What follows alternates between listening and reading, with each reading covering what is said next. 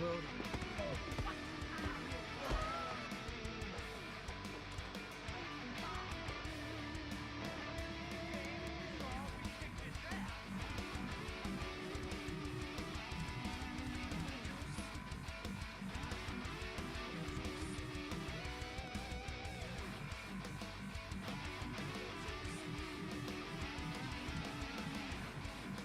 Oh yeah. I'm alive. I'm gonna have to. Oh, alive!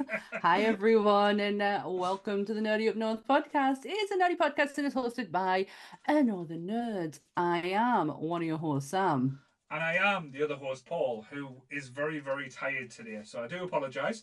We've been busy, yes. But tonight, we are joined not just by one goth queen, two goth queens tonight. So we have the lovely Sammy and we have the beautiful Eel. All the way from Bonnie, Scotland, has come to join us. Yo. to kick off Can See and Hear All. What's Chris talking about? I know, that got me worried after the issues that we've just had. Yeah. Hey, yes. Beth, can you give us a thumbs up if you can hear everything, please? That's Thanks. fine. Go on. But yes, we are kicking off our spooky season. I know we kind of cheated and started a little bit early the last 2 weeks, but that wasn't spooky. That was just the Stephen King era where we were doing about books. That was books. That was books, not spooks. That was a good one. That was a guy. Look at him. He says he's tired. Oh, Yeah. we're coming out strong. Yes. So yes. Starting swinging. So how are you guys? Are you all right? Totally. I've been ill for weeks. I'm going to get that out the way right now. I think we're all tired and stressed out of our minds, so this is going to be unhinged. I think I hope. everyone, Yeah. I think everyone at the moment's like either on the edge or like close to a mental breakdown. Like everyone I speak to is either on the bottom or over the edge as well. So yeah, let's try and. What if it happens to all three of us at once? Oh, Let's just have it like a it'll be a bonding experience, right? We'll just It will be, Drama it'll be bond. something. either that, yeah. either that, or we bring Chris into the mold and we all fuck then. So yeah. Oh Christ, that's not. Yeah. Eel doesn't need to be introduced to that. No. No. We like her. We wanted to come back. Oh, thank you so much. Yeah. Well, she better come back with booked her in for the next 2 weeks. So yeah. Oh my gosh, you've been next week too. Yeah, Yeah. she's gonna meet Kelly. So yeah. Oh Christ. Oh, you're gonna have so much fun. Kelly's the best. She Oh, really is. I can't wait. She is the I'm so excited. She is the ghouliest of them all. But yeah, she'll be decked from head to toes in everything to do with Beetlejuice. So that'll be interesting. Fantastic. So Sammy, do you want to do your disclaimer? Yeah, I'll do it. Mhm. So, everything discussed in today's episode is our opinions and our opinions alone. If you'd like to discuss anything from today's episode, please come and join us in the comment section. You can join us on Facebook, or you can join our Discord, where we can have an open discussion. But we won't have is anyone coming for us and telling us our opinions are wrong, because we can all agree to disagree in fandom. So let's keep it fun, keep it kind, and keep the toxic behavior out of nerdism. We always try, but sometimes we fail. But yeah, we always try. But yes. Well, yeah, that. I've got the tagline for this movie. What movie? 21. This movie, the Craft movie. The Craft. Well, it's not the arts and crafts movie that bloody Chris thinks he's watching. The Craft, the 1986 The Craft. Mm-hmm. One tagline alone. Mm-hmm. Welcome to the witching hour. Straight to the point. Kicks this right. I told you this would kick it right off. Yeah. Let's go back in time to 1996. Don't want to know how old Dale was. Oh, those were the days. Yeah. Oh my goodness. I do feel like That was peak, man. I'm probably the wrong type of genre or gene for this type of movie as well. I don't think. What are you? I don't know anymore. I've just become a being. I'm just a thing on the internet. But yeah, I don't think I'm the target audience for this movie. Even though I did love it, I did enjoy it. This wasn't really aimed towards me, I would say. Is that a fair comment? I think that's a fair comment. Studios weren't really into backing films about teenage girls at this point. Certainly not about or for teenage girls. It's probably the first. I mean, this is pre-Buffy. Even we're talking, like we hadn't had Scream yet. That came out later that year. A very very busy year for Neve Campbell. So this is the first time we're really seeing sisterhood in this kind of format.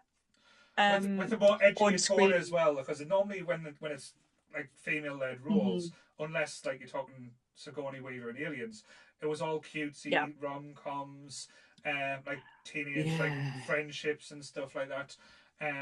But this was like kind of the start of the MTV era for movies that came out, where a lot of film directors or movies that were made were aimed at the MTV crowd. Like I think this came out, Cruel Intentions, Disturbing Behaviour, Teaching Miss Tingle. I know everyone says it doesn't exist. It fucking doesn't does. exist.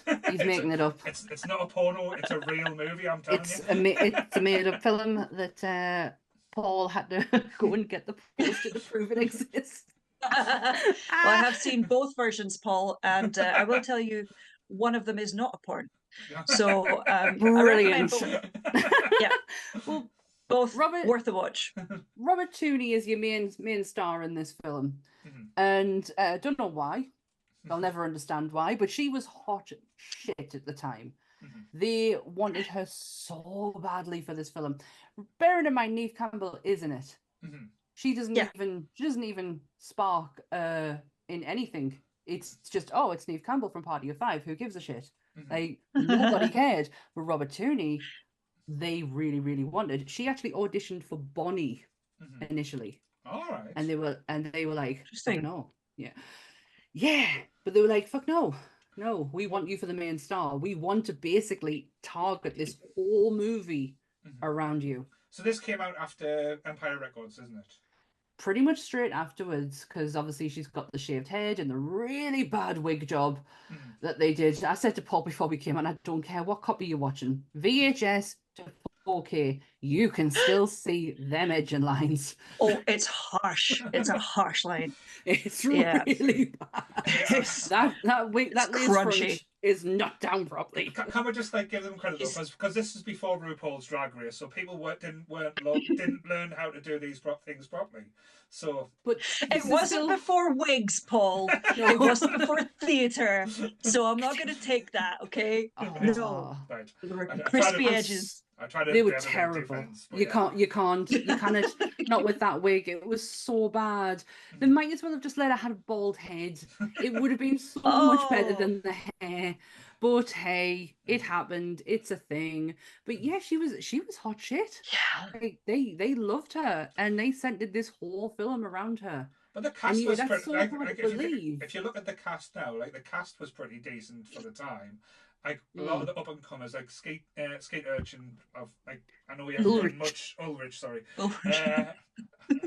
Say the street urchin. When he was in this movie, to be fair. But say this was before he hit big with Scream, and I know he's not really done much since then. But he was a big thing. Excuse me, he was in Riverdale. How dare you? He was in what? He was in Riverdale. Well, he was posted to be the next Johnny Depp. Yes. And then that just didn't happen. Was it a lifestyle thing for him, or was it just that type of casting? I just think Johnny Depp because Johnny Depp goes hot and cold for a lot of the time. So when I think this was Scream would have been before Pirates, but then Johnny Depp would have had a research why do we need the next Johnny Depp when we've got Johnny Depp still doing Johnny Depp stuff? So. But and I think he was on Michael Rosenbaum's podcast, and he talks about the dark days, how fame got to him, and decisions were made. Talking about the cast, 85 of the actresses auditioned for the 4 main roles, and the only names I could find associated with that 85 was Angelina Jolie. Okay. Scarlett Johansson. That would have been interesting at the time, because I said she'd done, what was it, Ghost World. Ghost World. Yeah. Excellent film. Yeah. She deadpan in that film and her just go hand in hand, and it works perfectly. That is what I love So that perfectly. film so much. And Oh, Alicia so much love for Silverstone. Thora Birch. Oh, Yes. that's where I get my hair inspiration from. Alicia Silverstone would have been In Ghost World. because like she was the 90s queen, so wasn't she just up for every part or everything that was going in the 90s? Potentially. Yeah, and Junie auditioned for Bonnie.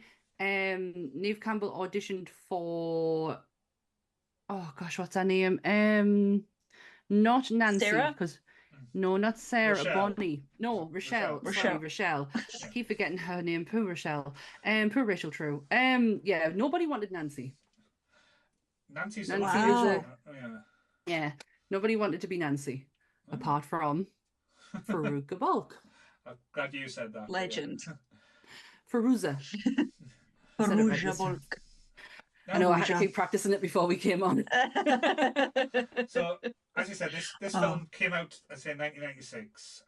I can't remember seeing it first time. All I can remember is the hype around it, because this was the heyday of the MTV movie awards, where everything you think, and literally used to get like all the, not the bad movies, but all the commercial movies used to get like more awards. Like I think one year, Cruel Intentions got Best Kiss between Sarah Michelle and Selma Hayek. When you watch it, it's not a nice kiss. It's one of the most revolting kisses you'll ever see. It's just weird. Far too much tongue. But yeah, that's just my anyway. Far too much saliva.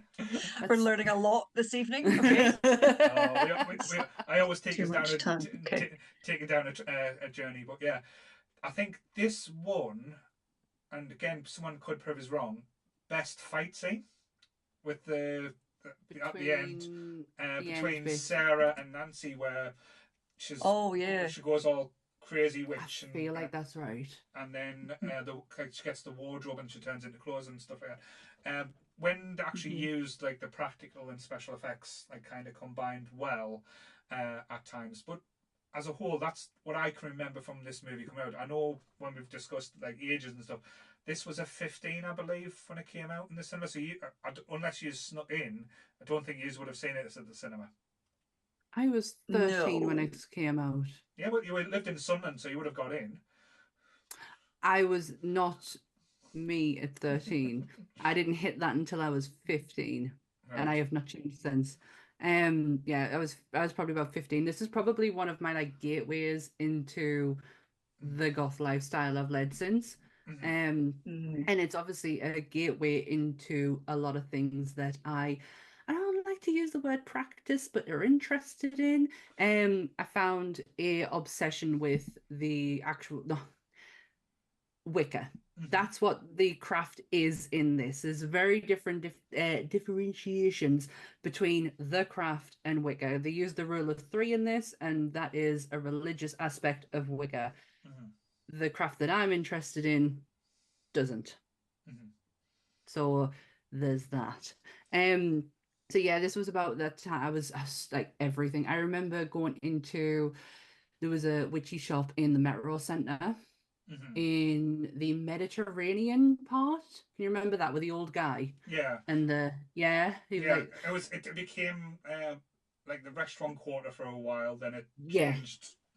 Yeah, I think that if you were to walk through there now, that's got a bunch of restaurants, but it used to have a witchy shop in there. Felt like I was home.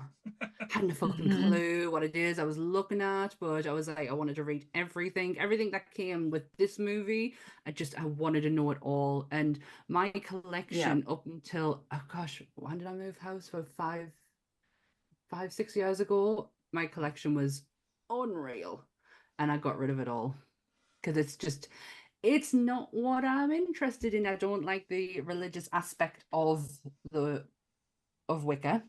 So I was like, let's just distance yourself from that. But this is the starting point of all that, is this movie. Oh yeah. I think it must have switched on thousands of teenage girls onto seeking out the dark arts for for friendship and joy. Oh yeah, I certainly wasn't alone. I certainly wasn't alone, especially if you talk to girls of my age who watched this when, around about the same time I did. they all did exactly the same thing. They were all buying the same books and subscribing to Oh, big time. the Witchcraft Big time. magazines. Can I tell you a fun story that's Mm. connected with this? Go for it. So I discovered this through the video shop, as we would do on a Friday and Saturday Yeah. night. It was a sleepover.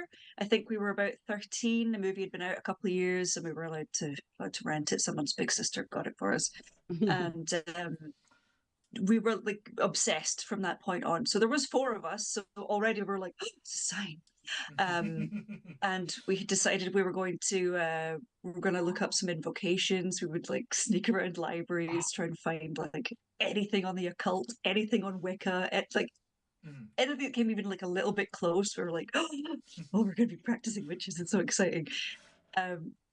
So one sleepover at my house, we decided we were going to do a binding spell because a friend of ours was being bullied because we did right, okay. So your first spell you try to do, instead of like nice and thing, you went for fucking binding, like putting curses on people and shit straight away. I love this. So we're like, well, we could just like try and blend in. Don't be so stupid. No, we're going to use the thing that they're bullying us for. We're going to do more of that, right? So set up this circle, had the candles lit and everything, and we're doing the like. We're giving it our all. We're giving it our chance. Calling it. And the candles flickered a little bit, and we all shat ourselves and ran.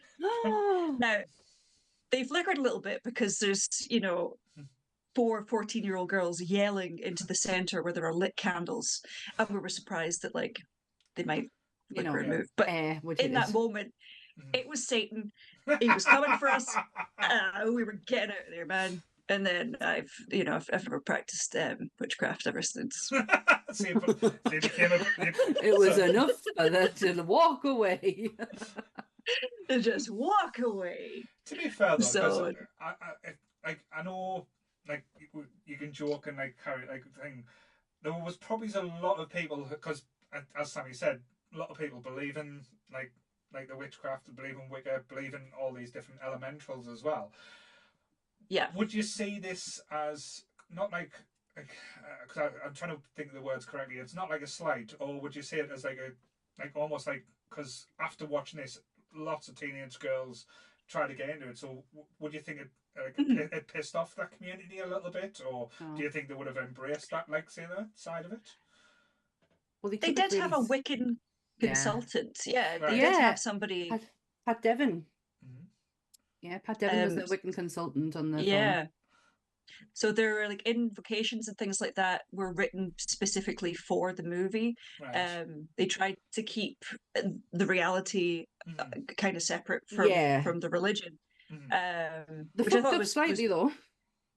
I think we did a couple of times. They fucked up slightly, especially with the creation of the deity Manon.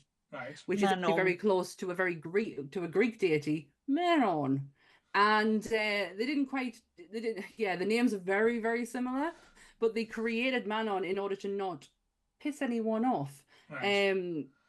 But they ended up making it so close to the Greek one, it sounded like that's what they were saying when they were repeating it back. Right. Some weird shit went down that night. When they're on the beach. Right. Hang on, I've got it here. So Manon is a fictitious creation for the film. Sounds very close to Manannan, which is the Gaelic god of the sea. Right. So do we have to be careful if we're using these like type of phrases? We're just living near the sea. I don't want to get fucked here. Well, just don't say it next to the sea. As a Celt, I'll just put in a good word for you. Right, it's okay. This is just that's how it works. I know, but like say it's October, it's spooky season. Anything can happen. That's the example. That's true. But sorry, I don't know why I thought it was Greek. I mustn't have been reading that correctly. I was only reading about this earlier today. Was when they were down by the beach and they're calling the element and they're calling Manon to come. It sounded too close to what the other god was, and when they the sea got out of control, right, and they ended up having to shut down the filming for the night. But when they picked it back up again, See, calm down. And as soon as Nancy says the line, "Manon, film me," power cut off.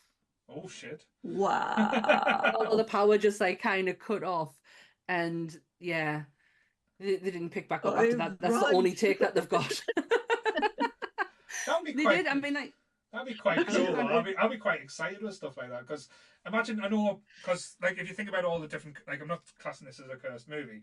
If you talk about all the different cursed movies that's been like The Exorcist, Poltergeist, and all the different elements to there. So it's always good to have a little bit of realism, shall we say, or a little bit of like almost like a legacy left in, so that it can help it can only help the movie like get bigger with that type of element.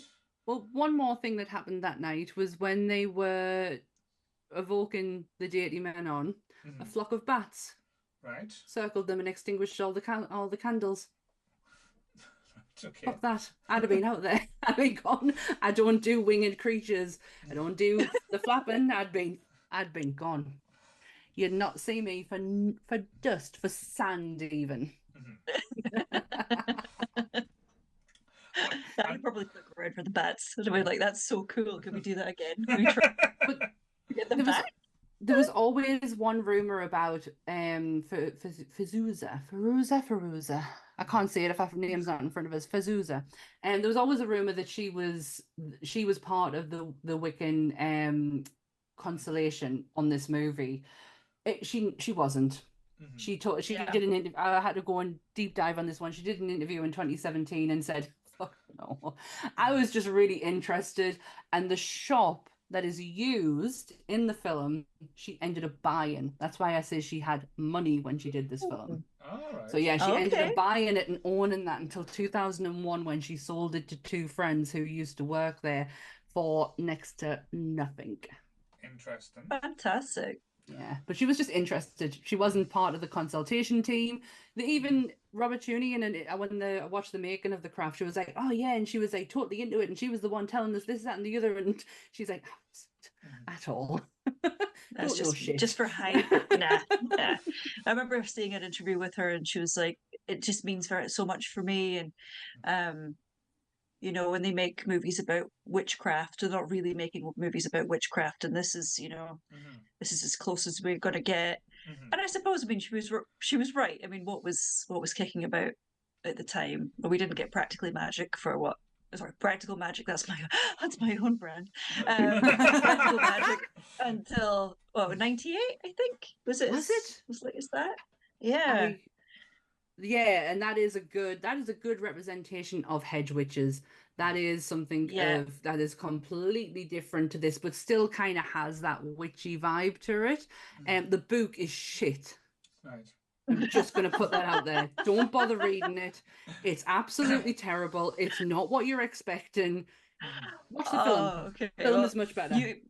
You heard it here first, folks. Yeah. Sandra Bullock and Nicole Kidman way better than a book. Yeah. So well, yeah, infinitely better. So, but I think as I mentioned at the start, when like we class this as an MTV movie, but when the movies that were coming out at the time, it was different take to the 80s, like different tones and stuff like this. I think storytelling in the 80s was a lot more imaginative and what the 90s kind of tried to focus on was issues of the time, and I think this is where The Craft and such movies were a lot braver than a lot of movies do. Like the things that they try to talk about, the things that they try to do, but kind of like almost like they're not trying to so it's so in your face. It's like, oh, we put a love spell on this guy, now he gets so in love that he almost forces himself on like Sarah to the point where it goes like to that length, where in America at that time it was rife with stories where a lot of young college women were getting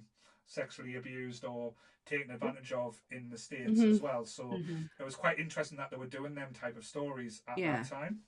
But each one of them has something that each girl of our age at the time would have been able to, you know, not represent, but you know what I mean, like kind of know at least one of them or something they were going through.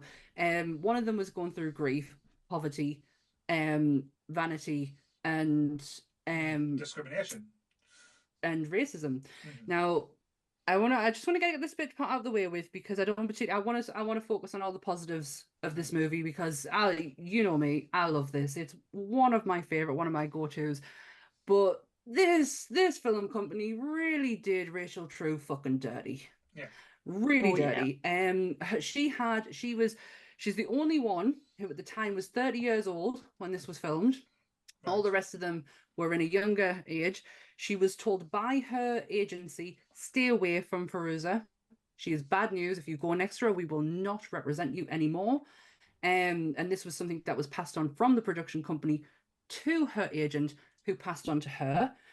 So she had to keep her distance when it was come to recording. So she completely separated herself from people to where she was alone majority of the time. Her storyline was meant to be so much more rich and developed, and she through the racist actions of Laura Lizzie, she had an eating disorder.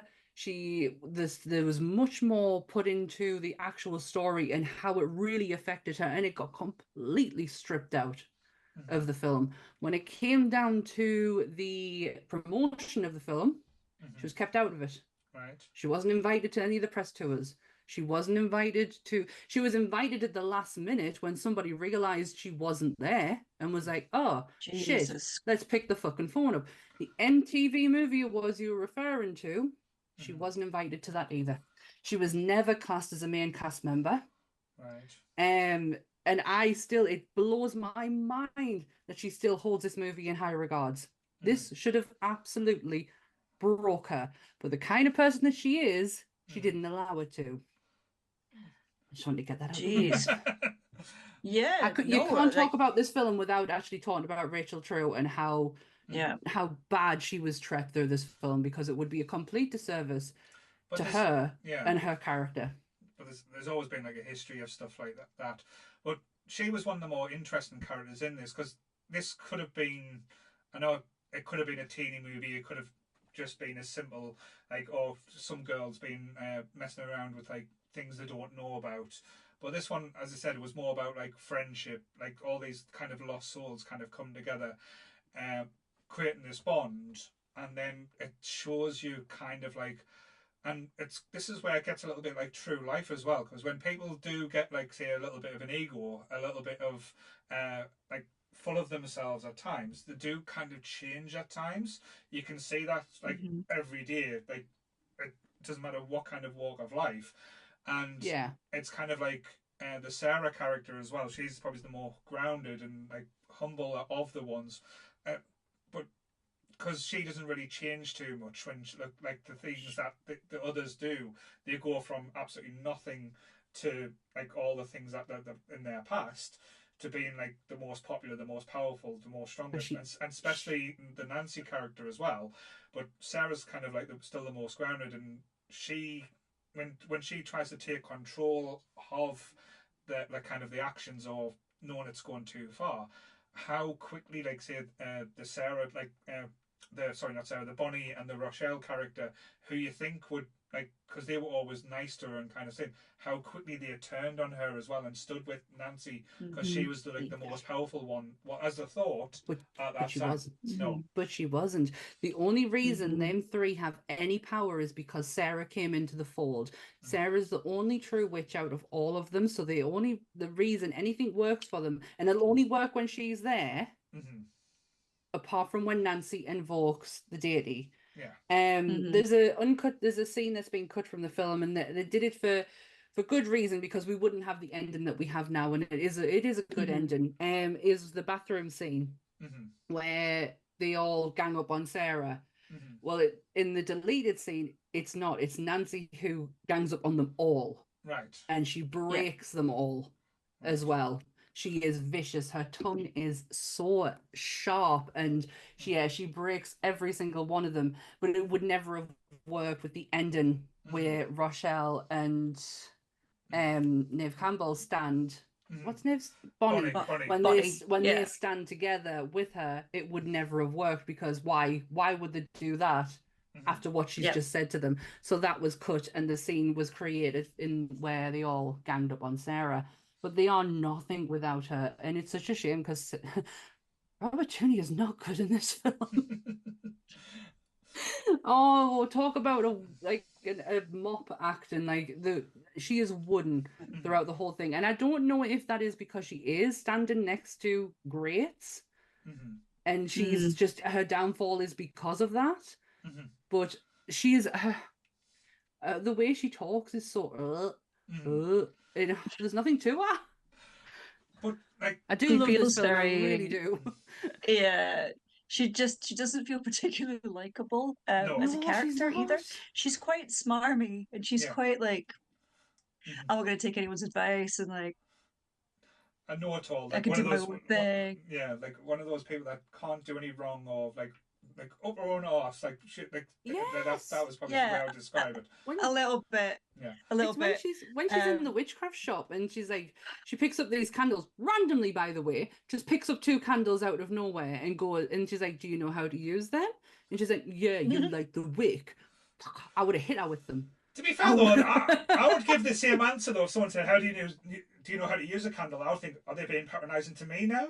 I was like, "Bitch, please, you just get a lighter." Just like, hey. Yeah, it's just like a generational thing. Like Possibly. boomers, like, oh, millennials don't even know how to use candles. So I'm sorry. Probably start sticking up the nose and stuff, start sniffing it. Like, yeah, weirdos. Well, is that not how you use them? Depends. The hair doesn't pluck itself these days. Well, yeah. But one thing I do think is massively used in this film is the use of practical effects, and I know we bang on about it each week and like how much of a difference it used. Like one scene, it's still like I still get shudders from it. This has one of the most realistic looking run over, like when the homeless guy gets knocked over. That looks so realistic and horrible at the same time. Like you see, like the guy going under the wheel, then rolling, and you see his arm going around his back and leg. You know it's a dummy, but it's so well done. It's horrific, and it's just timed to perfection as well. I think that the timing in the movie is done so well. I all love how them 3 are just standing there thinking, we did this, and it's like Sarah's like, it was me, bitches. Oh, you did. Oh, you do. Oh, you think you did? Oh, you did. Cute. Yeah, oh, cute. Also, Rochelle's in the air, light as a feather. Yeah. As a board. Yes. How many teenage girls tried that on a sleepover? So he's actually did. I thought it was just a myth that he's actually tried it. Did anyone float? Oh no. Well, yes. Oh. Because enough of you and a little bit of pressure, a little bit, if there's enough of you, then you can lift a body if they're stiff enough. Was it 16 of you or something like that, or just? I think maybe half that. I think maybe 8 or 9 girls. Yeah. Mine didn't work. So on our next meetup, we were very little. Yeah, we have to try and find the smallest and lightest person, Chris. We will try this, see if we can get you off the floor, see what happens. We won't drop you, I promise. Yeah. But it's the same kind of practical effect as they did in Ghostbusters. Yeah. Kind of a pole through Mm-hmm. the middle and then blank that out later. But yeah, I still love that one. I still love the fact that you can see underneath it. You can, and even on 4K telly, nothing's ruined. No. Yeah, it still looks really good. It looks great. They could have just like really badly just superimposed her because that was the technology. But I'm so glad they did that. So yeah, or like funny wires. So these 4 girls as well, they all like say had their wish when they first invoked the spirit. Like one wanted love, one wanted say payback, one wanted to get rid of her scars, and one wanted not to be trailer trash anymore. So to go to you lovely ladies, if you had that chance, like say if your 14, 15-year-old self, what would you have invoked back then, and what would you have invoked now? Better teeth. Right. Better teeth. Okay. Better teeth. Just give us better teeth. Give us better teeth and a body that is in proportion with the normality. Because I have the torso of a short person, but the legs of a long person. Right. And Yeah, my proportions are completely out. I would, yeah, just it's vanity. I don't Right. give a shit. Okay, I've had to deal with it my whole life. So that's yours. Yours is vanity. That's fair enough. Vanity. Would it be so that would that be for you 15, 14-year-old Sammy? Or is that so It it's the hasn't same? fucking changed, and I'm 41 years old, and I still feel exactly the same way I did then as I do now. Fair enough. What's weird is I have the opposite problem. So we could look into some surgery, maybe, some surgical options if you want to Swap over. Oh, swap switch. around. Should we Frankenstein this? Yeah, Oh, why not? Oh my God. God, this is turning into a lot weirder than I was expecting. This is friendship I never thought I'd have. You weren't expecting weird with this. No, I knew it would go in places, but I didn't expect like swapping each other's body parts. But yeah, I'll make for it. I'll try anything. I think at 14, 15, I would have probably wanted fame and fortune, and power and all that, like all that stuff. Now, I don't know, like serious answer. it can be. It I don't know. Yeah, it's a difficult one. I don't know. It's a really difficult one. Like I know that young me would have wanted wanted the world. I would have probably gone like Nancy. So you would have went full Nancy back then. So yeah. Yeah, which is I at that age and like into my early 20s, I was going for auditions for things. I was in bands. I was yeah, I was very fame hungry. I was very like looking for my big break. Good job YouTube wasn't around back then. Otherwise, that would have been some interesting. Thank God, like phones weren't around, man. Like the stuff that I was doing, I'm so glad that it was not recorded in any way, shape, or form. Oh yeah, I've done it is a travesty. I've done the girl bands. I went to drama school. I went and did it in college. I went to auditions and walked out of them because I've got stage fright. Oh yeah, I completely dinged some because I got so scared. But I did quite well for some. And I thought, okay, this is it.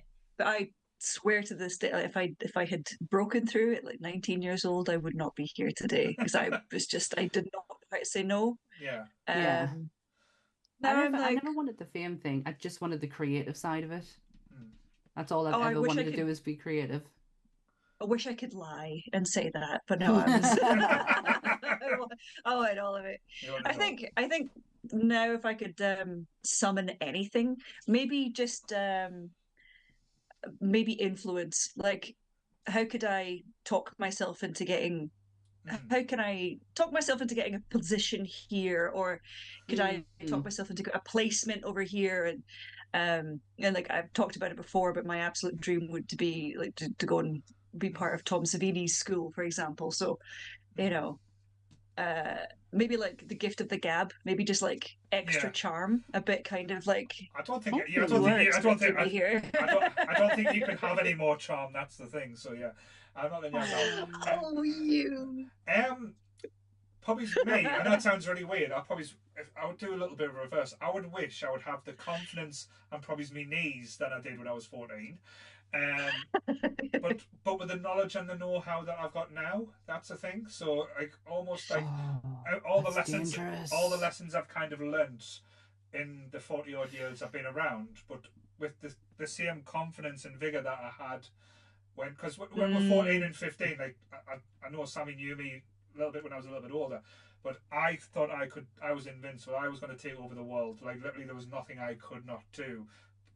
Like I know it sounds weird, like sports wise and stuff like that. I was always like into me sports, and I was always good at me sports. If it wasn't for me dodgy knees, I probably could not say that. Well, it's impossible to say you wouldn't make it, but I probably would have done a lot more than I did. But I think knowing what I know now, with a lot of the experiences, like everyone says experiences, but I think if I had that confidence, I would probably be knocking on more doors than I did now. It's probably, as you said, like anxiety and not fear of rejection, but just fear in general that stops us now as 40-year-old. Yeah. But if I had the confidence as when I was 13, 15, it would be scary. It's crazy how confident you, like I was a cocky teenager. I wasn't even cocky when I went to college. Like I was mouthy as fuck. Like that's all Ant can remember when we first met is how mouthy I was. I am the complete opposite of that now. Like anxiety has kicked me so hard that I'm like, shut up. So yeah, no, I kind of agree with that. I don't ever want to go back to being that age again. I said to you before, you couldn't pay me to go back to that age again and relive that time. Not because it was, I just fucking hated school and I never ever want to go back there. The people that no. say that high school is the best years of your life. No, it's what are fucking you doing bullshit. wrong for the rest of your life? I'm sorry, but not to be judgmental here, but Jesus Christ, like, Yeah. aim higher, you know? Yeah, the best years of your life Sorry. wasn't when you were in school, but yeah. No. It's when I could, you know, make decisions for myself, you know, be legal to buy my own stuff. Like, you know what I mean? It had fuck all to do with that place. I hated it. It was not having to answer to full-grown adults that would address you like this. Snap the fingers off. Oh, use your words. Oh. But it's good that I mean, it's interesting that you're talking about like school life and stuff as well, because normally when it comes to like these type of movies, like not teenage rom-coms, teenage movies, or like aimed at the teenage kids, one thing that the Americans normally do is they normally glamorize or make the American high school experience so appealing that everyone wanted that as kids. If you look back at like Saved by the Bell, like California Dreams, like everyone thought tell us about it. Like Sweet Valley High and stuff like that. I just wanted to live that lifestyle. The promised me all sorts when I was going to comp, and it just never happened. I never got a locker. Where's my locker?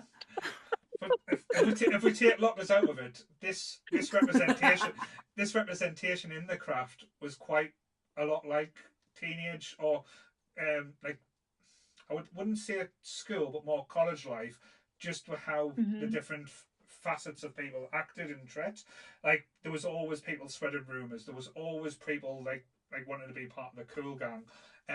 This was quite a true reflection, and it kind of related it a lot more in this movie. This is probably why I gravitated it towards, because it didn't glamorize or over like make everything look shiny and perfect.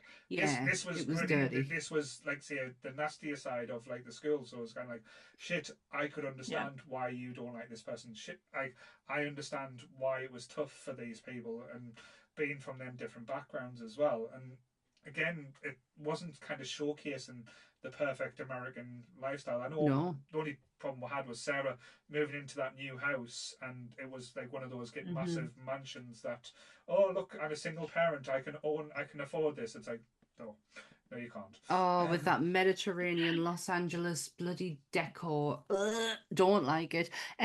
Chris though. Love it.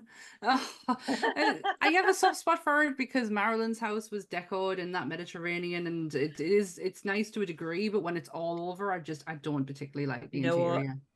It's because of Jennifer Tilly's house in Bride of Chucky. I love that. I love that house that they used. Yeah. And it's so quintessentially LA. Yeah. Yes, it is. And that's what that house looked like as well. The character Chris, can I just say, Nancy did everyone a favor. Nancy did the world a favor when she kicked him out of that window, because he would have went on to be one of the worst human beings that graced this earth. So her booting 100%. Him out the window was a gift from above. Can I just say something about him though as well? Because he was a douchebag, he was an arsehole, he was like in the clearest a cunt. Let's put it that way. Yeah. But we know from our experiences, like me and Sammy, most, like, not saying all blokes, that's the worst thing to say. We know of people that acted the exact same way as Chris did back then, that used to tell lies, used to, when they never got their own way, would go in a little huff and try and spin their own little narrative. So even though he is a horrible character, he is one of the most true reflecting characters of the age region from in a movie thing. No. 100%. I can put faces to the people Paul has just said right now, and we would probably be thinking of exactly the same people. You are right, he is a true reflection of what boys, because that's all he is at that time. But I just feel like she really did the world a favor by taking him out. I really didn't like the character. I thought his friends should have joined him. Yeah, because they were awful. Even though I love the kid who he's always the stoner. Yeah, I love him. Is it Clueless? Clueless, yes. Breckenmeyer. Yes.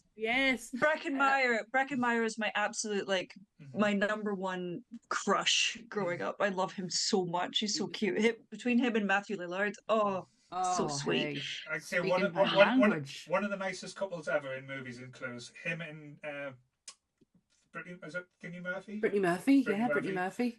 Them two together was just so sweet. Rolling with the homies. It was Marvin the Martian. I love that. Oh, don't, because I'll start getting sad about Brittany Murphy's no longer with us anymore, and it's sad. I know. Gone too soon. But yeah, he was. I was shocked at his character because that's not how I remember him from Clueless. He's in Road Trip, isn't he? It's him. That is him from Road Trip. No, it is. Yeah. It's like totally out of character for him. So I was like, you dickhead. again, not a criticism of the movie, but like I say, because I know everyone goes around. There wasn't a sympathetic male character in this movie, though. That's the only thing. The French teacher. Right. Because he spoke French. Yeah. We don't know what. Yeah. But there wasn't anyone because normally what you do, like in these type of movies, you have the shitheads, the arseholes, but you have a one nice guy. The counterbalance. Yeah. There wasn't really anything, and most of the people in this movie, other than, as you said, Sarah, even though Sammy's got a little problems out there with the character. Oh yeah. All of them are pretty toxic.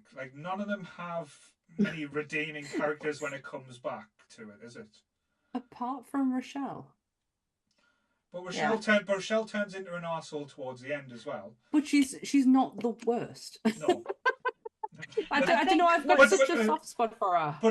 But that's a description there, because we've just had a little talk, and you've just said she's not the worst. You can't say that they've got nice characters in when you describe a person as not the worst. I understand. Yeah. I think it's very difficult to be. I mean, all four of them have had various traumas, right? Mm-hmm. They're now in the position where they no longer have to be at the mercy of these traumas, or they're not at the mercy of the consequences, right? So you have Nancy is now able to get away from that lifestyle, away from that abusive household. She's been able to essentially rescue her mother because she sees that there's a physically abusive relationship going on there.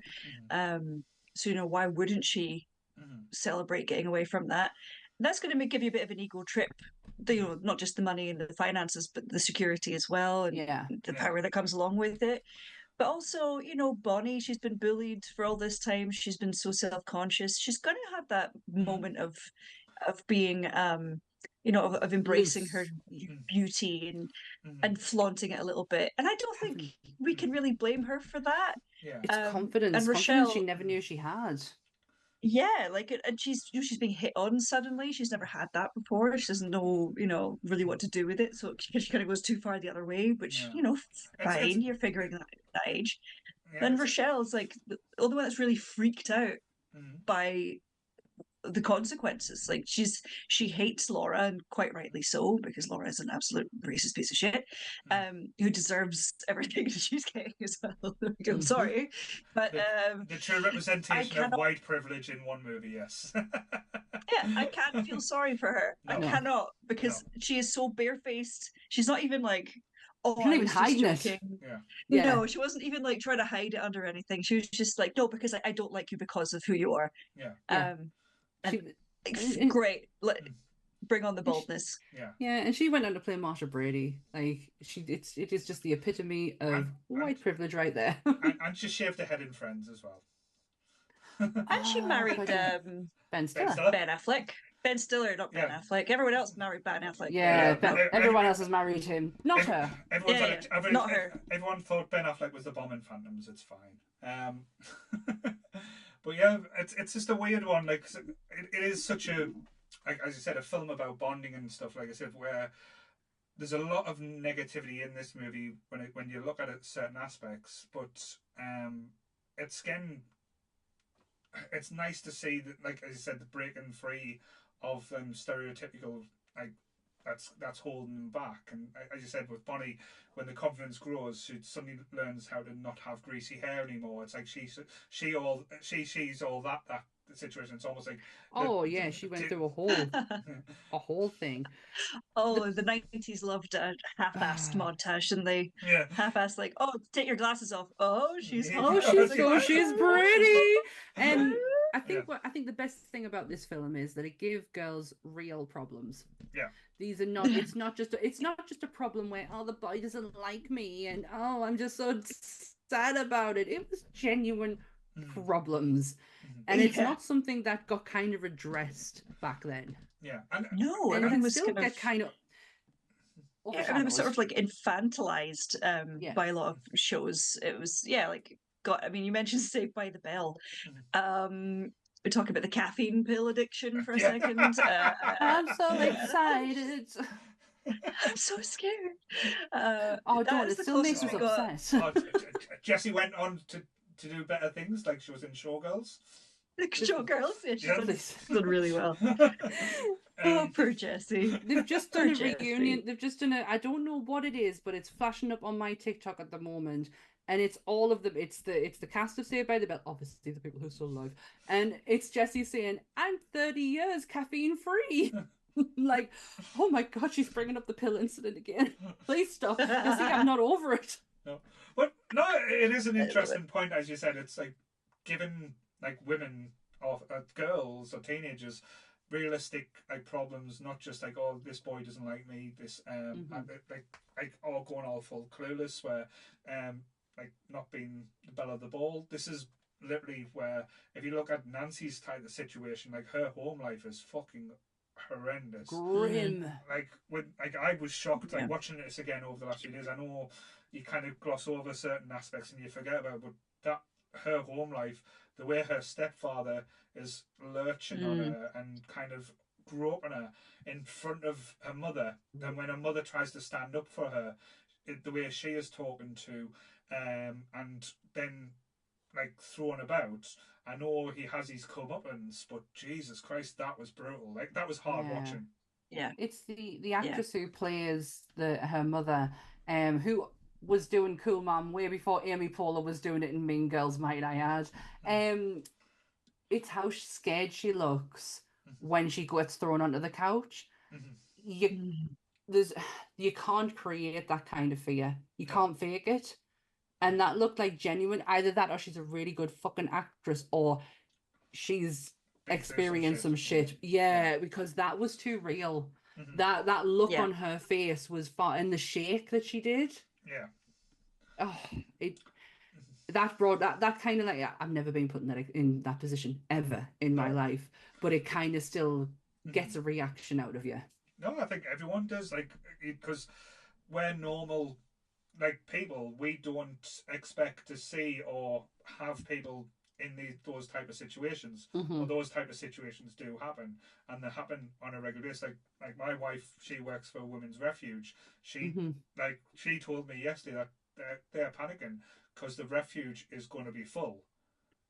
That's a scary thought for women these days, and this is still going back to, like, say, in the 90s, when it wasn't talked about as much, or it wasn't showcased as much. So again, I know it's kind of like, not to like give it a platform, but it's like during the 90s, a lot of films were shiny, showing things all, this is beautiful, this is amazing, and then, like as you said, with horror movies, it kind of brought out the dank and dirty side. Like Scream changed the game.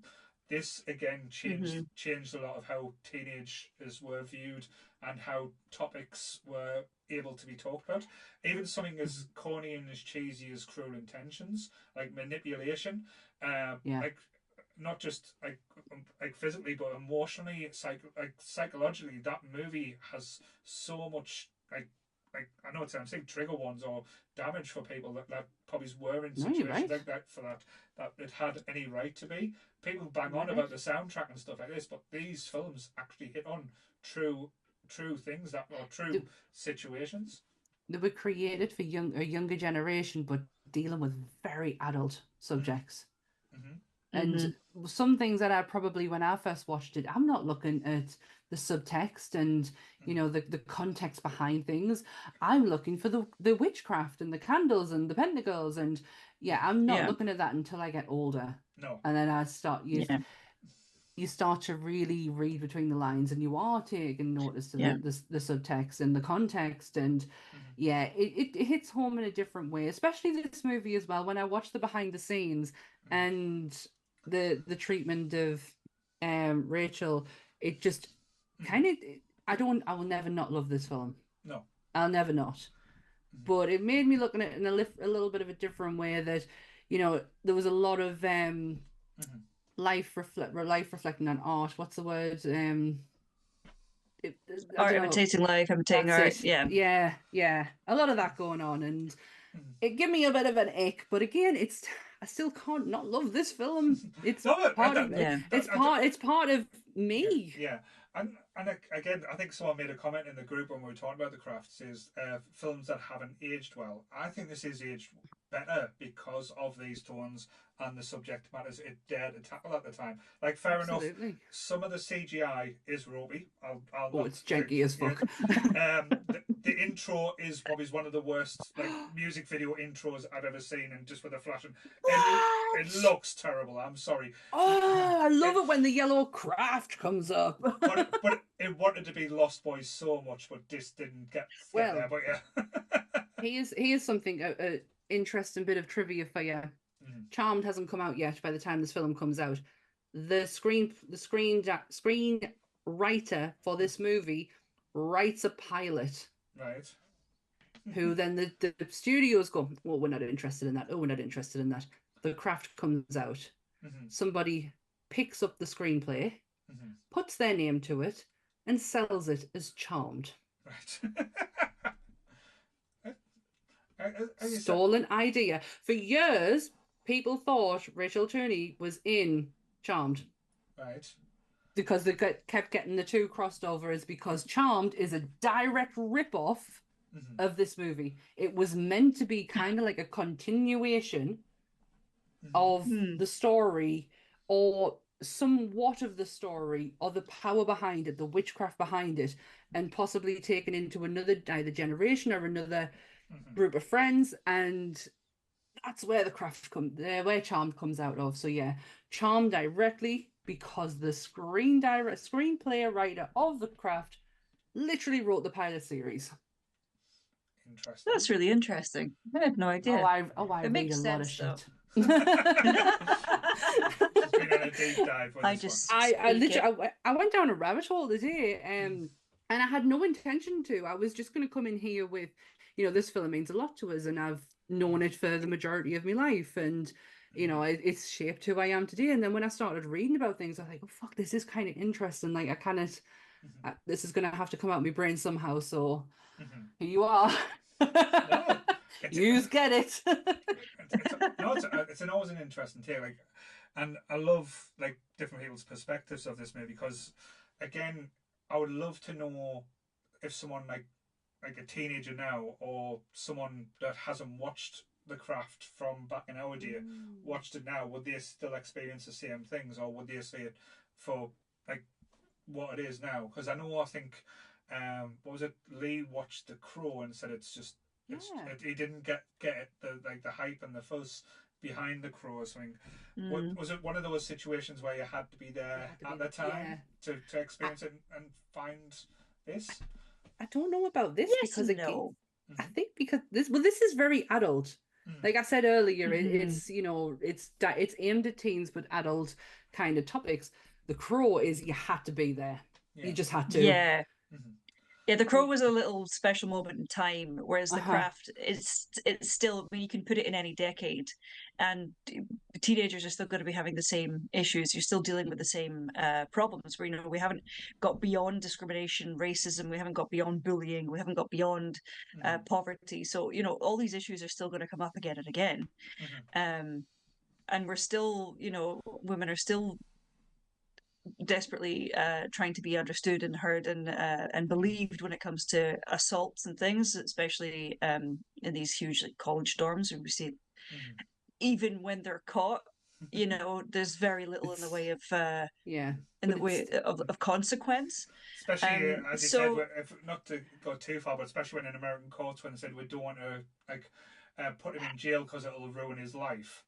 So I don't know what it is I should use, me stress ball or me octopus, because these topics get me so riled up. My sister is a massive advocate when it comes down to violence against women, and she would kick my ass if I didn't even mention the fact of the numbers, the staggering numbers of women who were killed in this country alone, and it doesn't even get fucking talked about. There we go, let's move on, because I'll just get really mad, and I don't want to. And just to put my own little 2 cents about that in, I was one of those women. I have experienced it firsthand, and I'm glad that it's talked about. I'm glad that in movies that I watched as a teenager still resonate with me in a different way, even if it's a really messed up way. I get something from it now that tells me that, oh no, you are valued and you deserve so much more than this. So if we can keep putting that message out to young women, to girls, and they grow up knowing that, you know what, you deserve more. You don't need to take this. 100%. You don't need to throw somebody out the window to prove that point, but I mean, I support you if you have to. Yeah, I kind of, yeah. Violence is never the option, never the way, but it's just in this setting, it kind of like, violence is never the answer unless it's Skeet Ulrich in and there's an open virtually window. any film. Just be fair, and there's an open window. Say if he wasn't thrown out that window, could Billy have came about? Well, that's it. Billy and Sid were right there next to each other the whole time. Yeah, but again, I know it's not a trivial thing, but just thank you for sharing that as well. I know it's never easy, but that was quite brave of you as well, especially like say like live on YouTube. So thank you. Like I don't want to just walk past and not say that as well. No, I couldn't not. I couldn't not. Chime in with it a little bit. I am very outspoken about it, so don't worry, I haven't been outed. I mean, I'm pleased. Yeah, I'm pleased. Can I change the tone a bit? We've been very serious throughout this movie. And by all rights, we should be, because it's a very thought-provoking film, and there's a lot of subject matters in there that are really serious. I want to talk about the fashion. Right, okay. Has it changed much? You're talking my language. Except from the schoolgirl outfits from the school, which the thing is though, that's how I wanted my school uniform to look like, and still couldn't. And my school didn't give a shit, and I still couldn't quite pull it off. The whole thing itself. I mean, I was reading about the wardrobe design today. The 90s. I love 90s clothes, and I love the fashion choices in these. But I don't know if you noticed, and you're probably not paying too close attention, but from the start of the film to the end, the wardrobe elevation does change because of how powerful that they are getting. Different choices are being made, different characteristics, and they are looking more shinier at the end than they do at the very beginning. I just thought that was because Nancy had money, so they were buying stuff rather than potentially, but potentially because Bonnie has her glow up, and she's obviously dressing to her confidence, and Nancy has her money. Sarah is just fitting in. To be honest, when it comes down to you mentioned earlier about bonding, I don't feel like there's any bonding here. Sarah was just there at the right time, and they needed her. It wasn't a kid. It could have been anyone.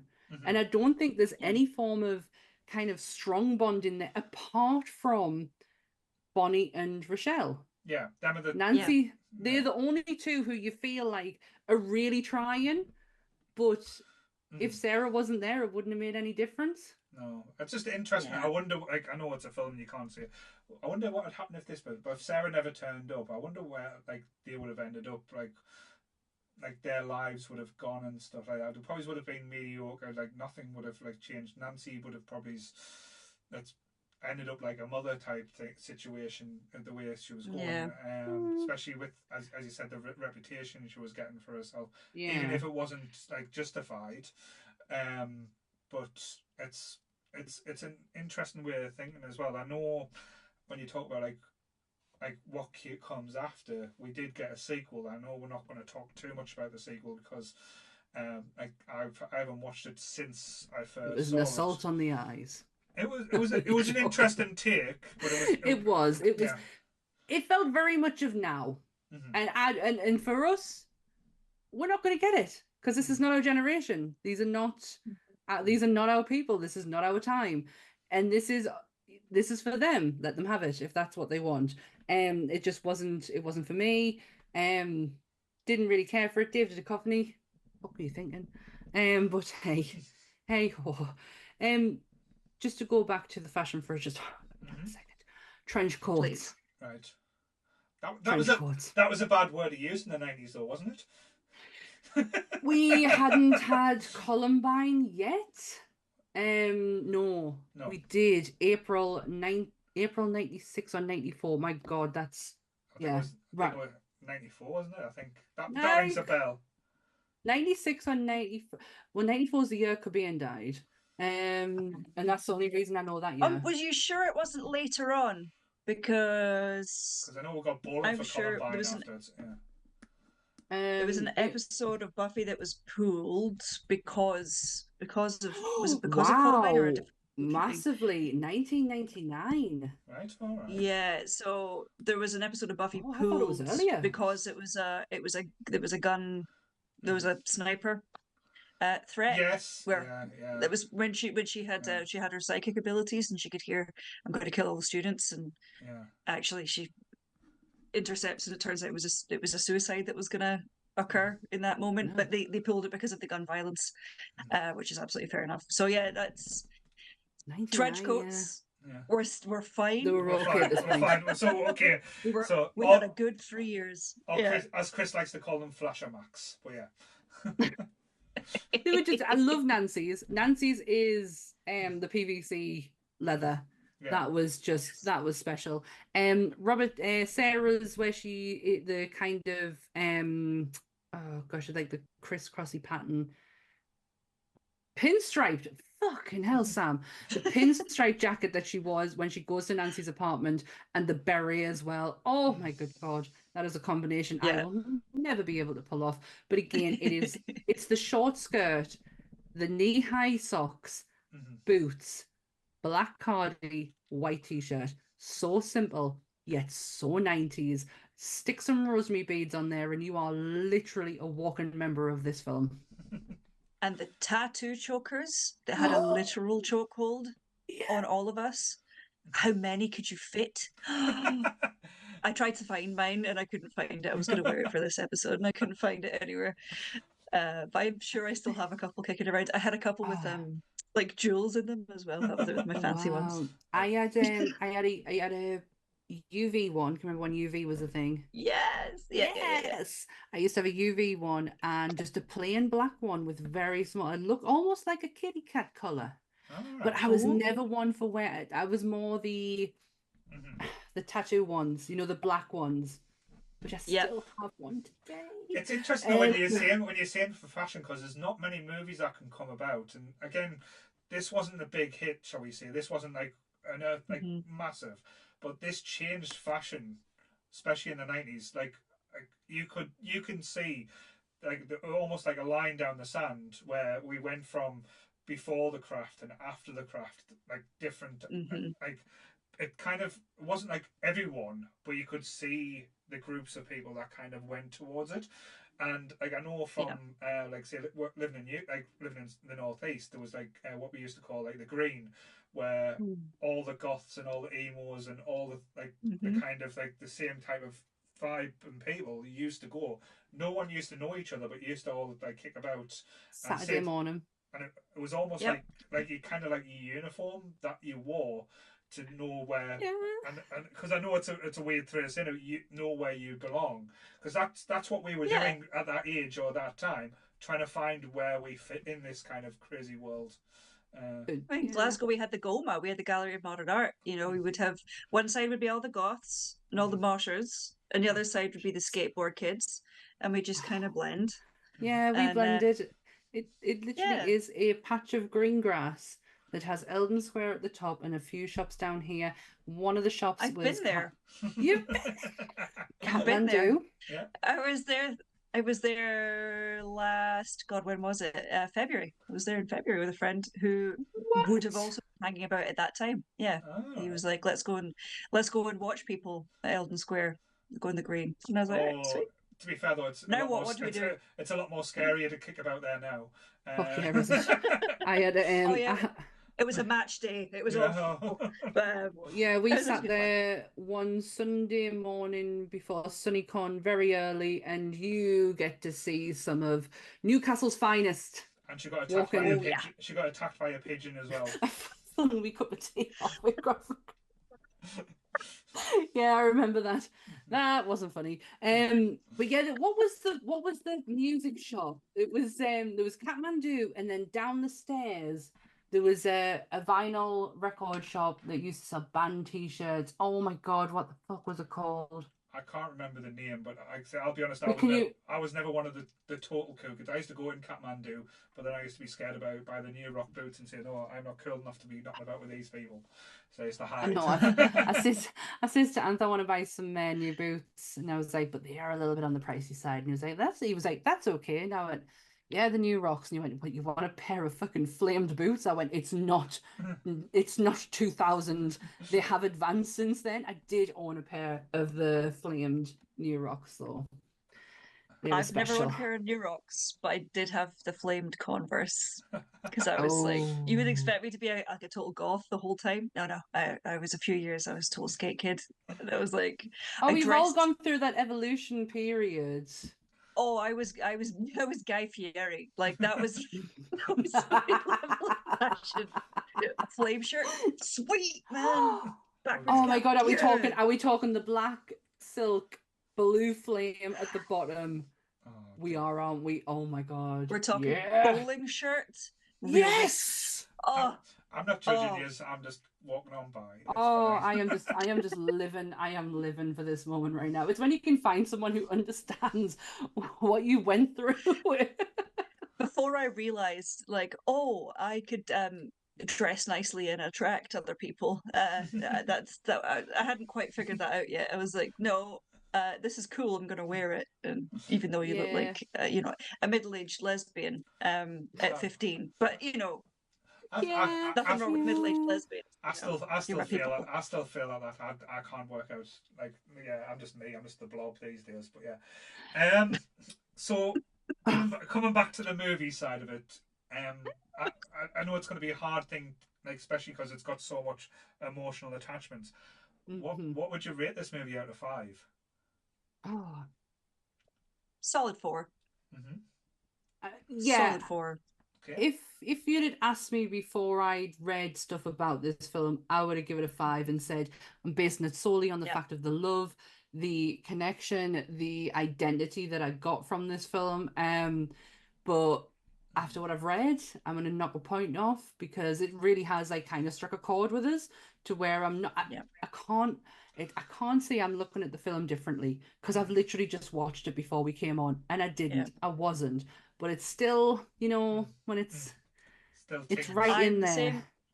I can't separate. I really struggle with separating art from artist, and whenever there's some shitty thing comes out about behind the scenes or the way someone was treated, it's always gonna play on my mind. And I knew a little bit about what had happened with Rachel True, but I didn't know to that extent. So yeah, bad. I would have to say 4 out of 5. It was a huge part of my developmental years. It was like the catalyst that got me into Buffy as well. Like I was such a huge Buffy fan, and the fashion as well that had its knock-on effect. I mean, you look at a lot of, especially the early seasons of Buffy, it's straight from the craft. Like it's still it's so short bang on. skirt over the niche socks and a boot. Yeah, the trench coats. You know, I love it. Absolutely love it. But yeah, it holds a really special place in my heart because it just reminds me of being that age and fully believing that we could take over the world if we just really believed it.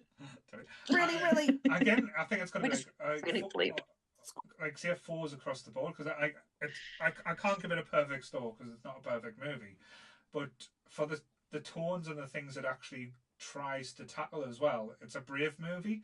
Like inside, like I say, a teenage horror film where the teenage horror fears was massive at this time.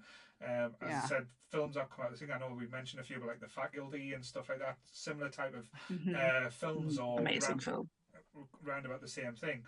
But the kind of dodgy CGI and, as I said, certain tones and stuff and certain things, like the bit that always just I can't watch without cringing is when she changes the colour of her hair, and it's just so badly done. Because it's that fucking wig. They could have just changed the wig. They could have literally put a new wig on her. Change the hair. Change the hair, but yeah, it just looks like it's been done the reveal in Photoshop, where it's not even really done well. But yeah, no. But that it's when Nancy touches it and goes, "It's real." It's not. No. Wow. But yeah. Sorry, we started with a wig. We'll end with a wig. Yeah. The review of the craft. Pop off wig. Shit wigs. But yeah. 4 out of 5 wigs. 4 out of 5. I could make that graphic, so that's not too bad. You could.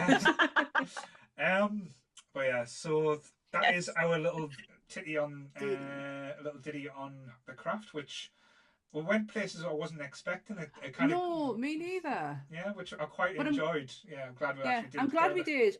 I'm glad we broke it down properly, as opposed to being very sweet about it. And you know, we could gush over the nostalgia of this film and what it means to us, but to get into the nitty-gritty of it, I think is warranted. Because we're at a time now where we can do that. So I'm really pleased with the direction this went in. I wasn't expecting to get so angry. I couldn't decide on anxiety, octopus, or Jack's head. Right. So it's been we just got both. Yeah, it's been a tough one tonight. So, well, I promise you, when we get round to Beetlejuice, fun. I will not bring up any childhood traumas. I will not bring up any. I don't know. He is a sex pest. I mean, I don't know how you. I don't know. Oh my gosh. Oh my gosh. I hope you can't link the two. No. And are we coming in full Beetlejuice attire? I just need to know, just a heads up, because Kelly will be. Like I say, I'll do my best, but yeah. Yes, I will be. If we all today, I don't know if you can really tell. I'll cry. I could see a glint. Have you got some purple on?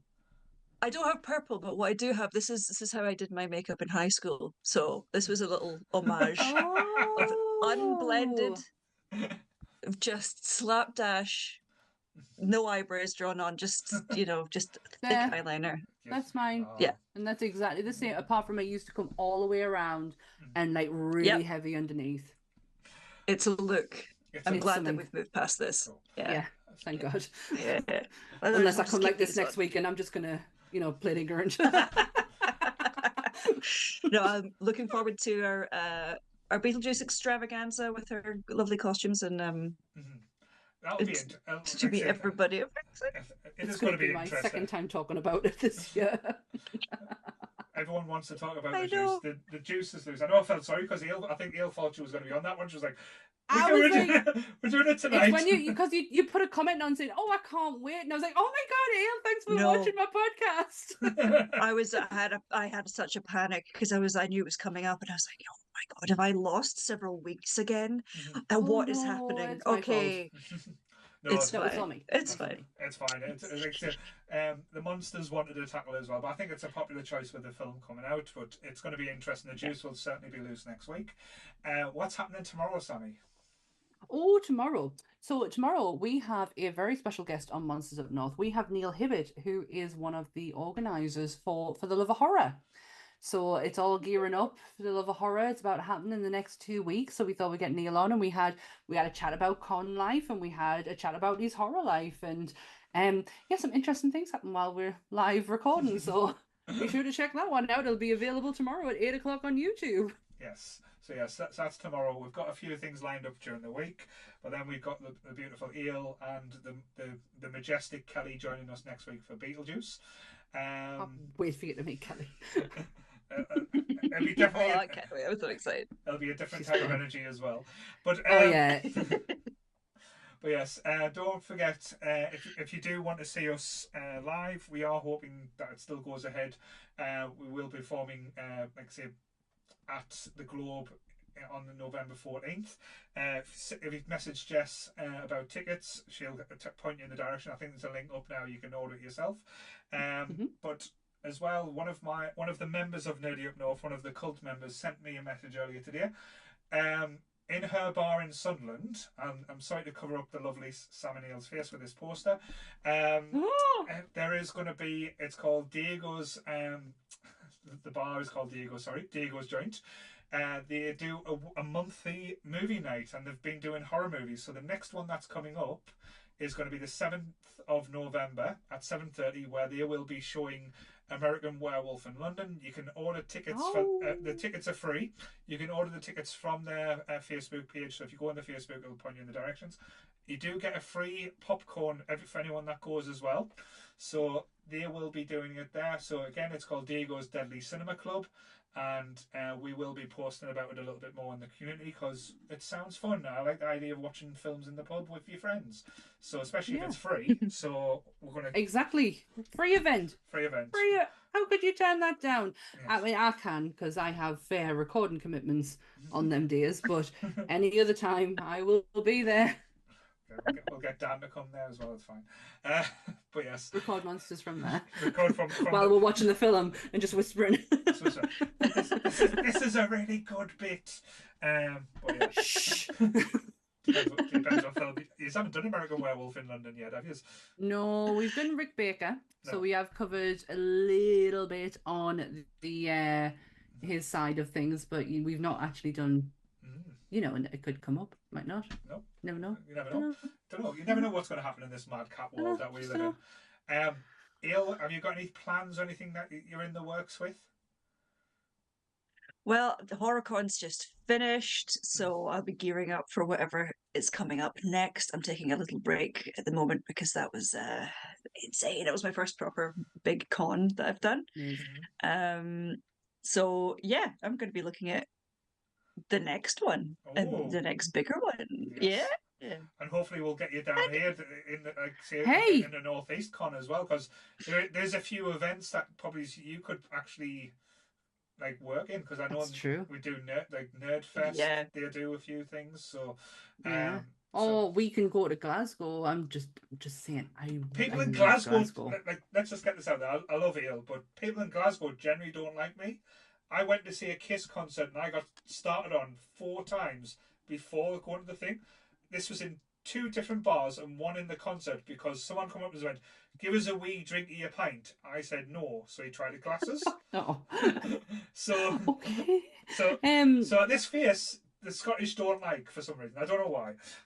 Well, they love me because I've got 52. I'm 52% Scottish, so I did a DNA test and everything. So, but yeah, they love me. I went to the reason I mentioned earlier when you said the place HorrorCon was at is I saw Nightmare Before Christmas, the live Danny Elfman's live show there. Yes, and huge. No, it's a massive, big venue. Yeah. Yeah, it was a big one to fill, because it's Northern Frights. I should give them a shout out. Northern Frights, like Laura does such a fantastic job, and she's just gaining momentum all the time now. And I'm really hoping come next year, I think they're doing a double shot next year. I say we because I'm already a trader in my mind. Do a double shot in Paisley, which is just outside of Glasgow. So it's going to be a smaller. It's just outside. It's lovely actually. The town hall. It's going to be smaller. It's going to be more intimate, but they're going to do it over 2 days, and I think that's probably the right call. Even though there was lots of people and it was a good atmosphere. Too much. It's a lot. I think they can do a lot more with the space. Yeah. Over a couple of days. Plus, it might free up a bit of budget for maybe some bigger guests as well. Maybe that was perhaps the thinking. Yeah. So, exciting. Yeah, fingers crossed for that. I'm trying to just weasel my way into everything horror up at my neck of the woods. So maybe I need to start weaseling my way down to your neck of the woods and. Always welcome, Danny. But to be fair though, we do like a road trip in our little gang. So if there is a little con go up there, we could ask Lee to put some snacks together. And you Lee's the best. Lee is the best. Like he's a great driver, terrible parker, but a great driver and a very courteous, and when we went to Manchester he had a car full of snacks. The only thing that worries is he had toothpaste. Why did he have toothpaste? Yeah, he had toothpaste. He had toothpaste, and he had squeezy diluted juice like you put into water. Without the water. But no water. Yeah. No water, but we had mini rolls. We had it was so much fun. Yeah. Loved it. That's awesome. But I'm terrified. But I'm terrified in the next few weeks because we are all going to the For Love of Horror. We're all staying over in the same hotel. So there's me and my partner, Sammy and her partner, Lee and his partner, Chris and his partner. It's going to be fucking chaos. It's going to be fucking amazing. Yeah. It's going to be unhinged. Yeah. This sounds fucking awesome. Can't wait. It's going to be fun. Yes. So yes. Yeah, I'll be keeping a very close eye. I'm not going to say a thank you for joining us tonight because it's been a pleasure, but because you're going to be back, because you're going to be back again next week, and if we get more, and like I said, we'll try and get a vote on saying, do we need more ale in our podcasts? I think the answer is going to be yes. So. That's very sweet, and also for everyone that says no, that's also fair. That will hurt my feelings, but that's fine. I just won't read the comments anymore. Sorry, we could even be mean to you and send you the top grumps so you can join them two idiots. I would never allow that to happen. Yeah. Ooh. Yeah. No. I get plenty. You don't need to be introduced to them two just yet. No. We'll just. I call them the Tweedledee and Tweedledum. That's what I call them. But yeah. But yes. Anyway. I call them a lot worse. So yes. I'm just laughing at the chat now because everyone's kicking off saying we want more ale now. So they're saying want more ale, please. So they're like, yes. The no says will be destroyed. Yeah. It's fine. I want to get sacked. To be fair though, this episode I have enjoyed talking about, but I do feel like it possibly could have done with more another female. Probably I could have sat out of this one, but I think I added a different perspective, shall we say? I don't feel like you needed to sit out of this. You're more than right to have a say with it. You've had an experience with it. You understand the thing. If you're going to sit there and bash it and say, well, this is fucking ridiculous, and why would you be bothered about the air? Go away. But you didn't. You didn't do that at all. No. Anyway, same back time, same back channel. Stay nerdy, everyone. And bye. And get better wigs. Wigs.